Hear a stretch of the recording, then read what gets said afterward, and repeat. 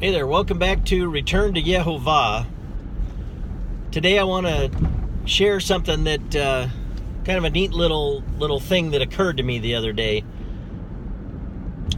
I guess I'll call it something like lessons learned from a rice cooker.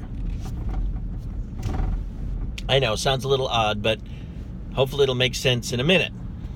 So, it was either last night or the night before. I think it was last night now. I was going to make some stir-fry vegetables for dinner because sometimes I'll do the cooking. And I thought, well, you got to have rice, right? So I hadn't made it in probably 3 or 4 weeks because the last couple times it just didn't turn out the way I thought it should. And I don't know, my little boy, I made some the one time, and he... it was regular, like Calrose white rice. And, when I first thought it was done, it seemed like it was a little crunchy still. So I thought, well, that's no good. So I added more water and let it cook longer. And then it ended up being kind of mushy. And I thought my boy would like it anyhow. So I gave it to him with whatever else we had. And he's like, this doesn't taste right. And, he's like, too mushy, so he wouldn't touch the rice. And I was just like, oh, whatever. And I think the next time we ended up getting teriyaki at a local place that we go to, and their rice is always perfect, at least the way, what some people call sticky rice or whatever. But so he'll eat their rice, but he won't eat the stuff that we can make for much cheaper out of, with our own rice cooker. And I thought, my gosh, it's a simple little device. I mean, you got this pot and you plug it in, and it's either, you close the lid and then it's just cook or warm. One up or down, one switch, that's it. Well, and of course there's an inner pot that sits in there on the heating element or whatever, and that's where you put your rice and your water. Pretty much foolproof.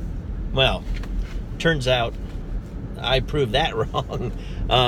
Okay, so anyhow, here I am going to make this stir-fry stuff, and I wanted to give it a try for the rice. I've had this cooker for probably 10 years, and never been a problem. If it doesn't turn out, I just figure I needed to add more water or something like that. But so anyhow, I went ahead and I thought, before I do it, I grabbed the little pamphlet or booklet that comes with it, with the instructions. And I'm not one to sit down and read, cover to cover the manual or the instructions, because when something's that simple, you just put the stuff in, close the lid, plug it in, and go,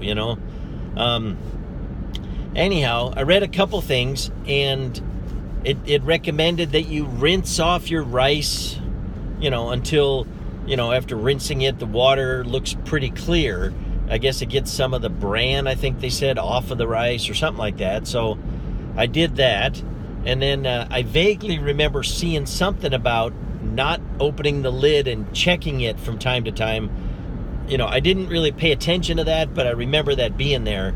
So anyhow, I got it going, water in the rice, plugged it in, turned it on, and went over and finished the stuff with the vegetables and whatever else we were having. And at one point, I'm standing there and I hear this click, and the thing had switched from cook to warm. Now, as long as I've had that, I don't think I realized it switched automatically.